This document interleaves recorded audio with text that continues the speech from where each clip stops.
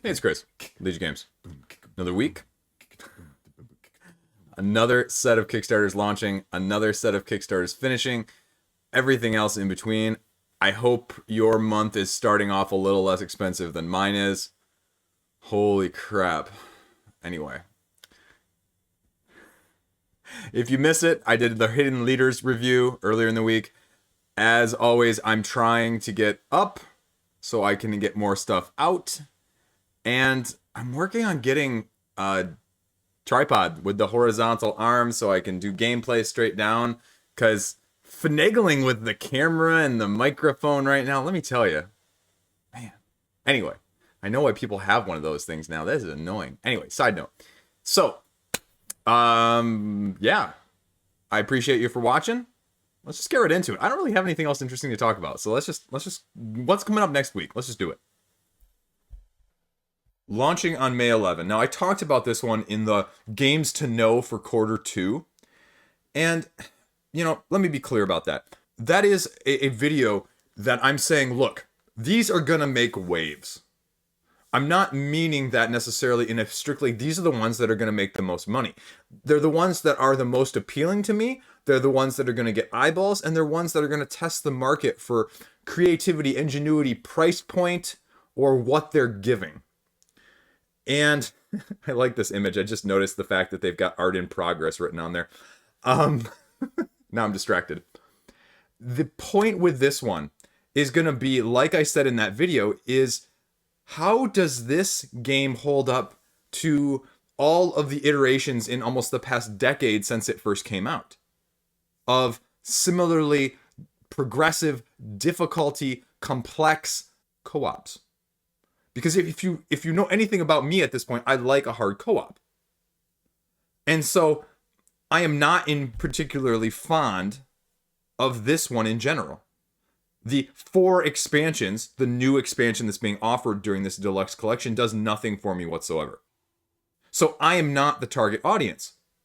But like the other reprints that I've covered in previous weeks, is this going to cause you to jump in at this point if you don't have a copy? Is this going to cause you, if you love this game, to get it all new? What, again, is the price point going to be of this massive collection because they're deluxifying everything? Miniatures and plastic and everything galore. Again, probably as a good market test. I mean, it's nothing to sneeze at. It's not a world beater. No one's going to be like, wow, this is my favorite game. Probably too many. I mean, if it is, great.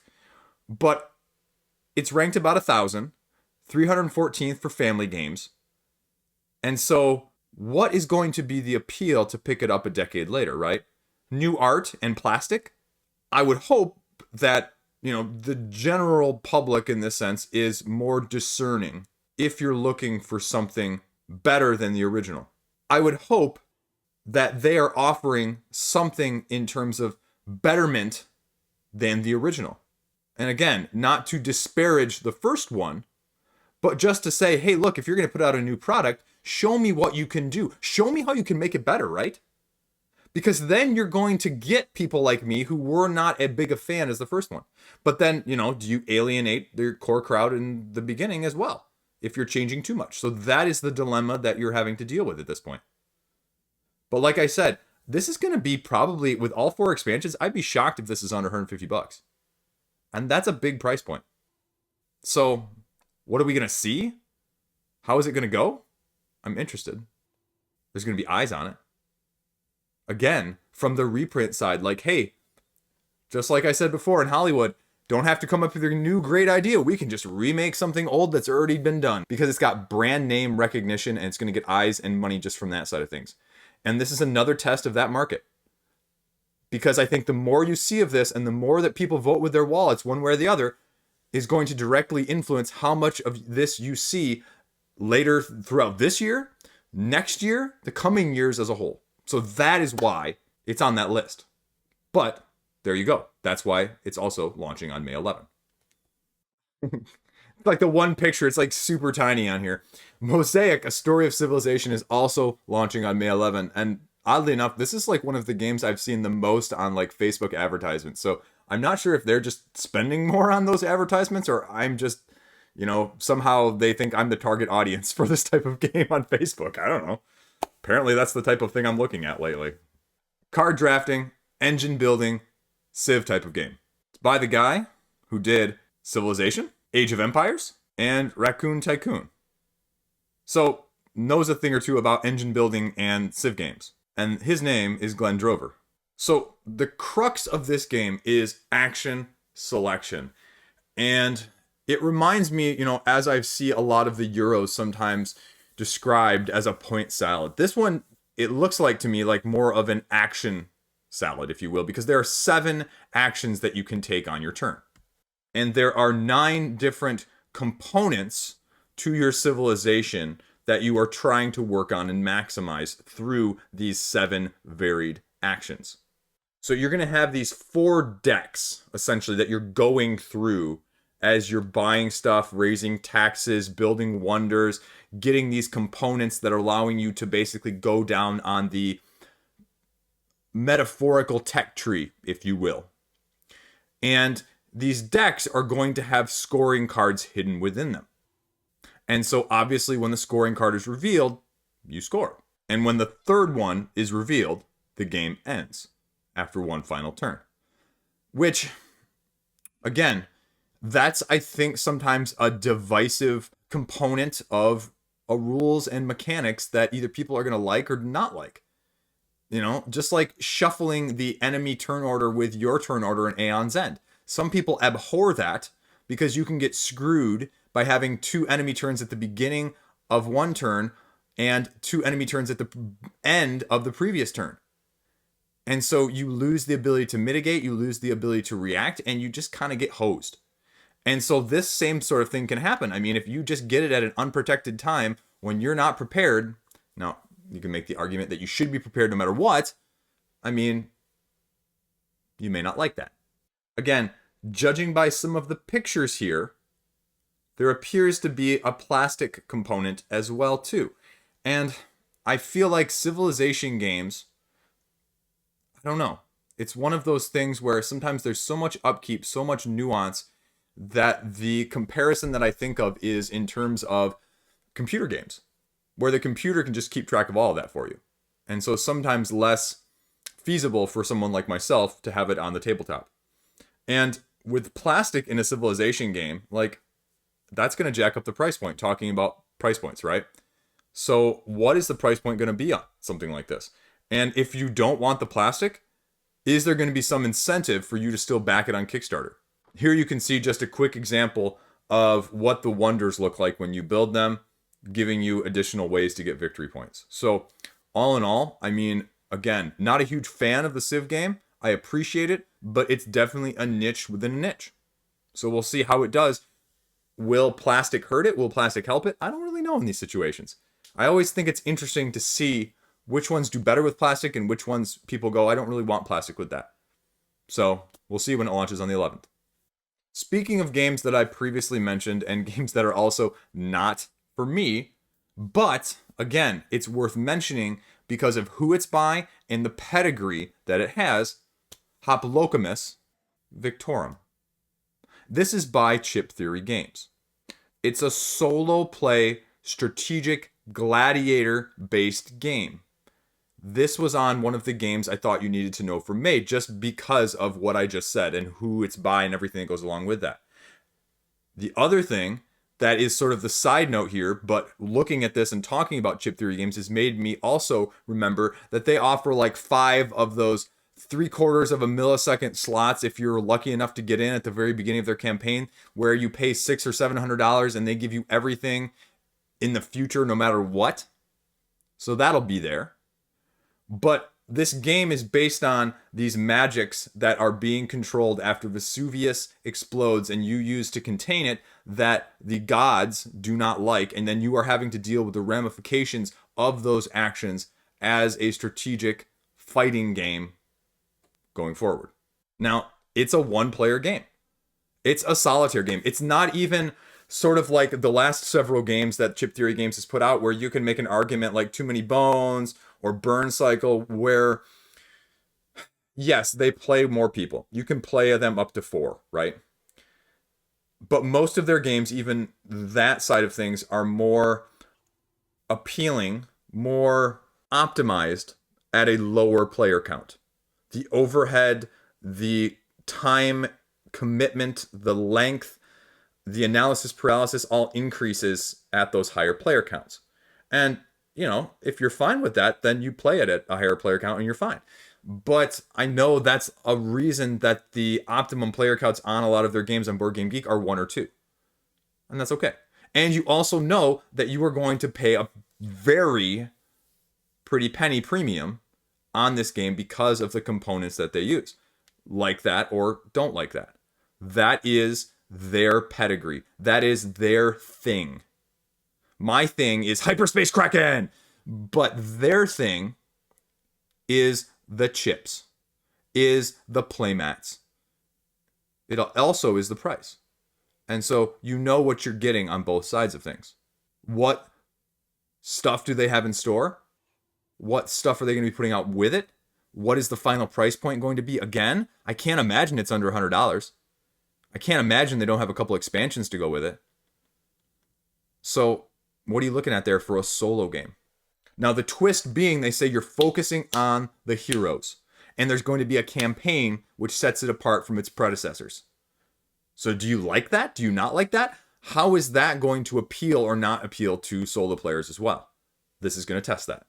I mean, I love the fact that it's set in a more mythical world. Are you going to be fighting all sorts of crazy Greek monsters from mythology? That'd be awesome. I understand the appeal more of solitaire games as someone who has had now to learn games solitaire-wise in order to play them with other people. But I'm still not sure I would be capable of buying something like this with the sole intent of it only being a solo player game for me right now, from where I'm at. So, but there you go. It's launching on the 11th. Next up on the 11th, you may recognize the titular name in this title, Vengeance, because this is in the same realm of Vengeance, but this is a roll and not write, but fight. Now, the interesting thing on here is this is titled Episode 1, and there's also an Episode 2 listed on Board Game Geek as well. By Mighty Boards, now it lists it as 1 to 8 players. That's interesting, right? Episode 1 art, Episode 2 art. What's the difference, though? So that is apparently, allegedly, where the 1 to 8 comes in, because only one game plays 1 to 4 players. So if you combine them, you can play up to 8. It says that there are 3 distinct phases in which you're playing this game. Planning, fighting, and montage. Now, the other thing that I haven't mentioned, I've sort of buried the lead here, is that it's real time. Intrigued? Turned off? Turned on? I'm a little turned on. Not like that, but board game-wise. Now, I reached out to them, but they had already sent out all their preview copies, because this type of take that roll and write, for some reason, tickles my fancy as someone who is a big, like, King of Tokyo type person, right? And I like a little bit of Cartographers as well, especially with the take that's in Cartographers. And I know some people really don't, but I fall in that side that does. So that's why I'm going to have my eye on this. Now, the difference between Episode 1 and 2, different heroes, different bosses, different dens, different abilities, a little bit of everything, just different. What's the bundling going to look like? What sort of exclusives are there going to be? Does it execute as well as it does in theory in my head?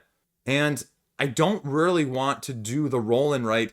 Like, I love the idea of Cartographers, but that all-in Cartographers pledge and that all-in Railroad Ink pledge that's getting delivered right now, I mean, I don't want to spend $200 on a roll and write, right?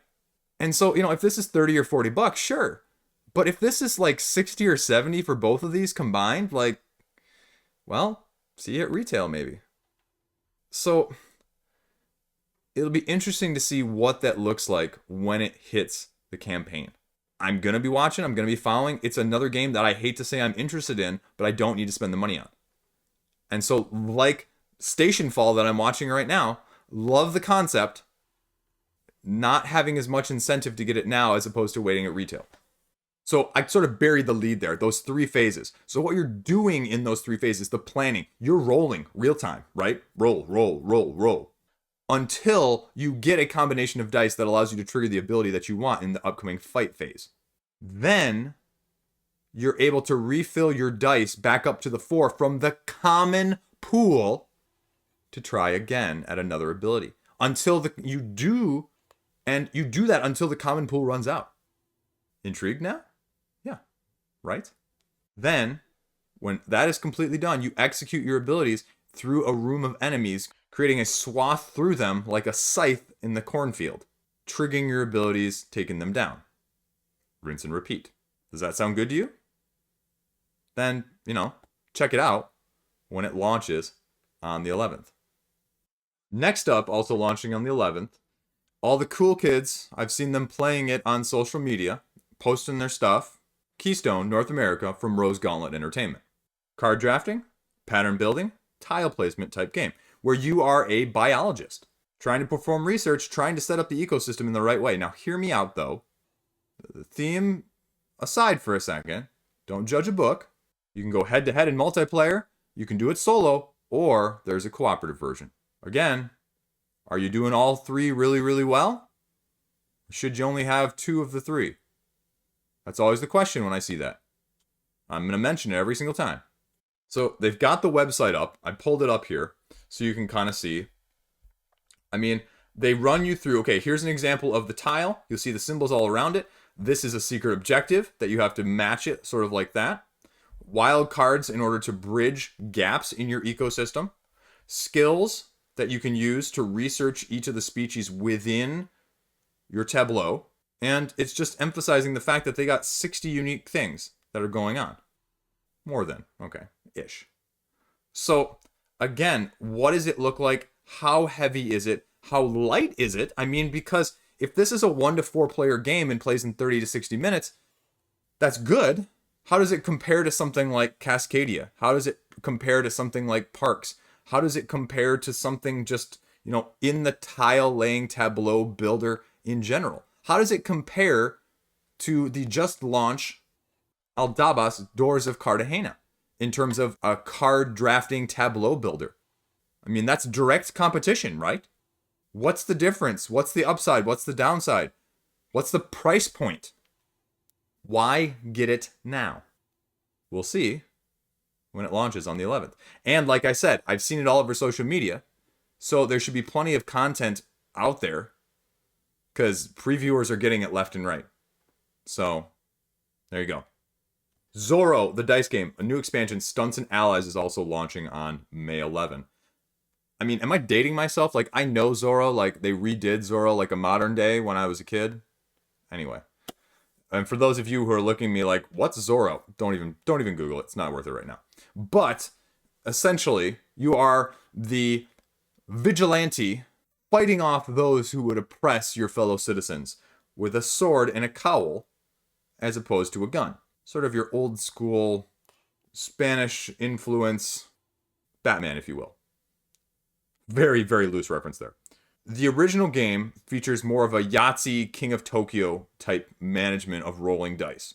Heroic feats as you're rolling allow you to get more dice, but as you get more dice, you also trigger scoundrels and villains abilities or more interactions from them. So, Stunts and Allies is the latest expansion that they're launching. The ally portion of things is just what it says. Your character has an ally that will level up and provide you special abilities along the way. They also provide, it says, a little bit more of a catch-up mechanic if you're behind. And if they reach max level, they're going to give you a special ally die that you can use in addition. The problem is, just like all Robins, they have weaknesses that the scoundrels and the villains are going to take advantage of that you're going to have to mitigate.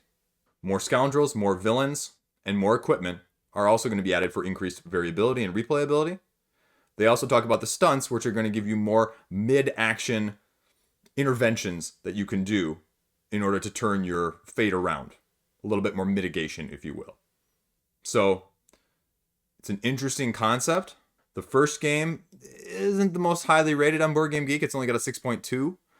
So, why is that? Is it just lack of mitigation? Is it lack of stuff? I haven't really dove into it too much.